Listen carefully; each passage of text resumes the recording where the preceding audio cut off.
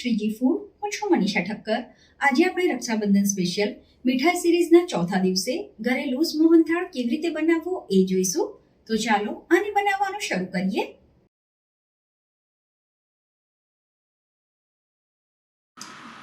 સૌથી પહેલાં આપણે એક નાની ફ્રાય પેન લેવાની અને એમાં 1/4 કપ દૂધ ઉમેરવાનું.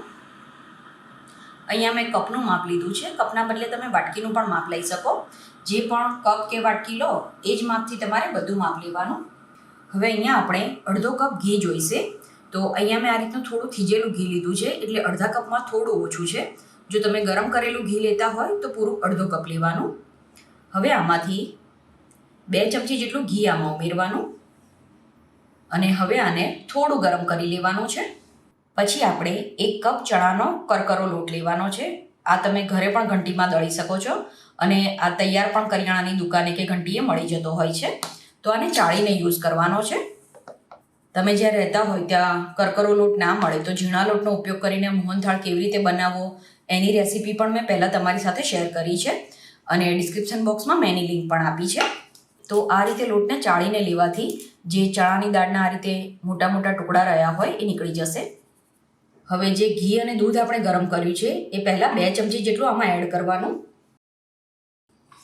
અત્યારે જે પ્રોસેસ આપણે કરીએ છીએ એને ધાબો દેવો કહેવાય. તો તમે આ રીતે લચકો મોહનથાળ બનાવતા હોય કે પછી ચોસલાવાળો મોહનથાળ બનાવતા હોય, આ પ્રોસેસ કરવી ખૂબ જ જરૂરી છે. હવે બીજું આમાં ઘી અને દૂધ ઉમેરવાની જરૂર નથી. આ રીતે આ મિક્સ થવું જોઈએ. આ રીતે દૂધ અને ઘી આમાં મિક્સ થાય પછી તમારે હાથથી લોટને આ રીતે મસળવાનો છે. લોટને મસળી લઈએ પછી આ રીતે એને ભાર દઈને દબાવી દેવાનો અને હવે આને 10 મિનિટ માટે રહેવા દેવાનો છે. 10 મિનિટ પછી આને એકવાર હલાવી લેવાનું. હવે આને તમારે ઘઉં ચાળવાના ચારણાથી ચાળવું હોય તો ચાળી પણ શકો છો. અત્યારે આપણે ચાળવાની પ્રોસેસ ના કરવી પડે એટલા માટે આપણે આને એક મિક્સર જારમાં લઈને ગ્રાઇન્ડ કરી લઈશું. આ લોટને જ્યારે આપણે ગ્રાઇન્ડ કરીએ ત્યારે જ આપણે આમાં 3 ચમચી મિલ્ક પાવડર ઉમેરી દઈશું. ઓપ્શનલ છે, તમારે મિલ્ક પાવડર ના ઉમેરવો હોય તો સ્કીપ કરી દેજો, પણ મિલ્ક પાવડર ઉમેરીએ તો મોહનથાળ ખૂબ જ સરસ લાગતો હોય છે. હવે આને આપણે પલ્સ મોડ ઉપર ગ્રાઇન્ડ કરી લેવાનું. પછી આની આગળની પ્રોસેસ માટે થોડી જાડી અને પહોળી હોય એવી કઢાઈ લેવાની. તો અહીંયા તમે સ્ટીલની હેવી બોટમની કે નોનસ્ટિકની કઢાઈ લઈ શકો છો. તો બાકીનું જે વધેલું ઘી છે એ આમાં એડ કરી દેવાનું. ઘી ગરમ થઈ જાય એટલે જે ધાબો દીધેલો ચણાનો લોટ છે એ આમાં એડ કરી દેવાનો. હવે આને ધીમા ગેસ ઉપર સરસ રીતે શેકી લેવાનો છે.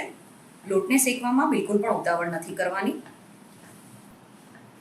અત્યારે તમને એવું લાગશે કે ઘી આમાં ઓછું છે કેમ કે લોટ આ રીતે ઘીની સાથે મિક્સ થાય એટલે આ મિશ્રણ થોડું કોરું હોય એવું લાગે, પણ આમાં બીજું ઘી ઉમેરવાની જરૂર નથી. જેમ જેમ લોટ શેકાતો જશે એમ આમાંથી ઘીની જાતે જ અલગ થવા લાગશે. તમે જો પહેલી વાર મોહનથાળ બનાવો છો તો વિડીયોમાં જણાવેલી નાની નાની ટિપ્સનું અને મેઝરમેન્ટનું ધ્યાન રાખીને જો તમે મોહનથાળ બનાવશો તો તમારો મોહનથાળ પહેલી વારમાં જ એકદમ સરસ બનશે. અને તમને જો રેસીપી પસંદ આવે તો રેસીપીને લાઈક કરી આવી નવી નવી રેસીપી જોવા માટે ચેનલને સબસ્ક્રાઇબ કરવાનું ના ભૂલતા. અહીંયા મેં મિલ્ક પાવડરનો ઉપયોગ કર્યો છે. મિલ્ક પાવડરના બદલે ઘરમાં જે આપણે દૂધ ગરમ કરીને મલાઈ ભેગી કરતા હોઈએ છીએ એ લેવી હોય તો એ પણ તમે 2 થી 3 ચમચી જેટલી લઈ શકો છો. અને મલાઈ કયા ટાઈમે એડ કરવી એ પણ હું તમને આગળ જણાવી દઈશ. તમે મગસ બનાવો કે મોહનથાળ બનાવો એનો પૂરો ટેસ્ટ તમે લોટ કેવો શેકો છો એના ઉપર ડિપેન્ડ રહેલો હોય છે, એટલે લોટને શેકવામાં ખાસ ધ્યાન રાખવાનું. લગભગ 5 મિનિટ જેવો સમય થયો છે અને તમે જોઈ શકો છો ધીરે ધીરે હવે આ ચણાનો લોટ છૂટો થવા લાગ્યો છે. તો જેમ જેમ આ લોટ શેકાતો જશે એમ એનો કલર પણ બદલાઈ જશે, સાથે જ તમને આમાંથી ખૂબ જ સરસ સુગંધ પણ આવવા લાગશે અને એમાંથી ઘી પણ છૂટું થયેલું દેખાશે. તો આ જ રીતે આપણે એને ધીમા ગેસ ઉપર શેકતા રહેવાનું છે. 10 મિનિટ પછી હવે આ ચણાના લોટનો કલર બદલાવા લાગ્યો છે અને આમાંથી સુગંધ પણ આવવાની શરૂ થઈ ગઈ છે. હજુ પણ આપણે આ લોટને થોડો શેકવાનો છે. કિનારીથી પણ એને પ્રોપર મિક્સ કરતા રહેવાનું. અને તમે જેટલી મોટી ને જાડા તળિયાવાળી કઢાઈ લેશો એટલું આને બનવામાં ઓછો સમય લાગે છે. અને જો તમે પાતળી કઢાઈ લીધી હોય તો એમાં ચણાનો લોટ શેકતા શેકતા ઘણીવાર ચોંટી જતો હોય છે. તો આ રીતે લોટ એકદમ સરસ બદામી કલરનો શેકાઈ જવો જોઈએ. આ રીતે લોટ શેકાઈ જાય એટલે જે દૂધ અને ઘીનું મિશ્રણ બાકી વધ્યું છે એ થોડું થોડું કરીને આમાં એડ કરતા જવાનું. તો પહેલાં આપણે અડધું મિશ્રણ આમાં ઉમેરીશું.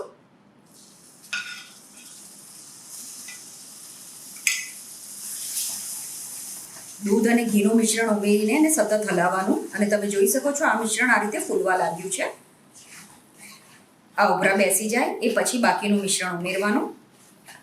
તો તમે જોઈ શકો છો ફરીથી લોટ હતો એ પ્રમાણે પાછો થઈ ગયો છે.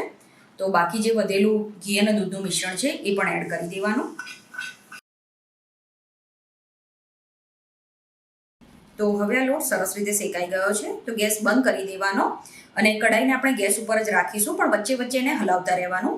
તો ત્યાં સુધીમાં આપણે ખાંડનું પાણી બનાવી દેવાનું છે. તો જે કપથી માપીને આપણે ચણાનો લોટ લીધો હતો એ જ કપથી માપીને આપણે ખાંડ લેવાની છે. તો ચણાના લોટથી અડધી એટલે કે અડધો કપ ખાંડ લેવાની અને ખાંડથી અડધું એટલે કે 1/4 કપ પાણી લેવાનું. ખૂબ જ સિમ્પલ માપ છે. તમે જેટલો ચણાનો લોટ લીધો હોય એનાથી અડધા માપમાં તમારે ખાંડ અને ઘી લેવાનું હોય છે અને ખાંડથી અડધું પાણી લેવાનું છે. તો 1/4 કપ આપણે પાણી એડ કરી દઈશું. હવે આ જે લચકો મોહનથાળ હોય એમાં કોઈ તારની ચાસણી નથી બનાવવાની હોતી. ફક્ત આપણે ખાંડ ઓગળે અને આ પાણી ચીકણું થાય ત્યાં સુધી આને ઉકાળવાનું છે અને આ પાણીને મીડિયમ ફ્લેમ ઉપર ગરમ કરવાનું છે. પાણી ગરમ થઈ જાય એટલે આને 1-2 વાર હલાવી લેવાનું. તો આ ખાંડ સરસ રીતે ઓગળી ગઈ છે. ગેસ ધીમો કરીને આપણે આ પાણીને ચેક કરી લેવાનું. તો આને તમે આ રીતે અડશો ત્યારે આ તમને ચીકણું લાગશે તો બસ તરત જ ગેસ બંધ કરી દેવાનો અને બિલકુલ પણ ઉકાળવાનું નથી. પછી આ ટાઈમે જ આપણે આમાં થોડો જે મોહનથાળ માટેનો કલર આવતો હોય છે એ એડ કરીશું. ઓપ્શનલ છે, તમારે કલર ના એડ કરવો હોય તો સ્કીપ કરી દેજો. પણ આપણે તહેવાર માટે મોહનથાળ બનાવીએ છીએ એટલે જો એનો કલર પ્રોપર હોય તો એ ખૂબ જ સરસ લાગતું હોય છે. તો આ રીતે ખાંડના પાણીમાં જ કલર એડ કરવાથી એ ખૂબ જ સરસ રીતે આમાં મિક્સ થઈ જતો હોય છે. તો આને આમાં સરસ રીતે મિક્સ કરી દેવાનો. તો હવે આપણે જે લોટ શેકીને રાખ્યો છે એમાં ખાંડનું પાણી એડ કરી દેવાનું છે. ગેસ ચાલુ કરી દેવાનો અને ગેસની ફ્લેમ ધીમી જ રાખવાની છે. પછી આ સમયે જ આપણે આમાં થોડો ઇલાયચીનો પાવડર અને થોડું જાયફળ છીણીને એડ કરવાનું છે. જાયફળને આપણે જે ચીઝ કટર હોય છે એની મદદથી છીણી લેવાનું છે. તો ફક્ત 2 ચપટી જેટલો જાયફળનો પાવડર આમાં ઉમેરવાનો. મોહનથાળમાં ઇલાયચી જાયફળનો ભેગો પાવડર ઉમેરવાના બદલે તમે ઇલાયચીનો પાવડર અલગથી તૈયાર કરો અને જાયફળને આ રીતે તાજું છીણીને નાખો તો એનો ટેસ્ટ ખૂબ જ સરસ લાગે છે. તો આ મોહનથાળમાં જો તમારે મલાઈનો ઉપયોગ કરવો હોય તો જે ટાઈમે આપણે ઘી અને દૂધવાળું મિશ્રણ ઉમેર્યું એ ટાઈમે તમે મલાઈ ઉમેરી શકો છો. આ સમયે આપણે આમાં થોડું ડ્રાયફ્રૂટ એડ કરી દેવાનું. તો અહીંયા સમારેલી બદામ અને થોડા સમારેલા પિસ્તા એડ કરવાના છે. ખાંડનું પાણી ઉમેર્યા પછી આપણે આને 2 થી 3 મિનિટ માટે મીડિયમ ફ્લેમ ઉપર કૂક કરવાનું છે. તો આ ગરમા ગરમ લચકો મોહનથાળ કે લાઈવ મોહનથાળ શિયાળામાં અને ચોમાસામાં ખાવાની ખૂબ જ મજા આવતી હોય છે.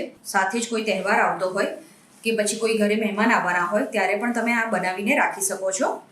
આને તમારે જો એડવાન્સમાં બનાવીને રાખવું હોય તો આગલે દિવસે બનાવીને રાખી દેવાનો અને પછી જ્યારે તમારે સર્વ કરવો હોય ત્યારે ગેસ ઉપર કે માઇક્રોવેવમાં ગરમ કરી દેવાનો. તો 3 મિનિટ પછી તમને આ રીતે ખૂણા ઉપર બબલ્સ દેખાશે તો ગેસ બંધ કરી દેવાનો. તો આ જે મોહનથાળ હોય એની ફાઇનલ કન્સિસ્ટન્સી આ રીતની જ હોતી હોય છે. તો ગેસ બંધ કરીને આ મોહનથાળને ગરમા ગરમ જ સર્વ કરવાનો હોય છે. તો અત્યારે જે માપ લીધું એનાથી તમે 4 વ્યક્તિને સર્વ કરી શકો એટલો મોહનથાળ બનીને તૈયાર થાય છે. મોહનથાળને આપણે સર્વિંગ બોલમાં કે સર્વિંગ પ્લેટમાં લઈ લઈએ. પછી એના ગાર્નિશિંગ માટે સમારેલી બદામ, પિસ્તા અને થોડું કેસર એડ કરવાનું છે. તો ફ્રેન્ડ્સ, તમે પણ આ રીતે સરસ મજાનો લચકો મોહનથાળ કે લાઈવ મોહનથાળ બનાવીને જરૂર ટ્રાય કરજો. આઈ હોપ તમને મારી આજની રેસીપી પસંદ આવી હશે.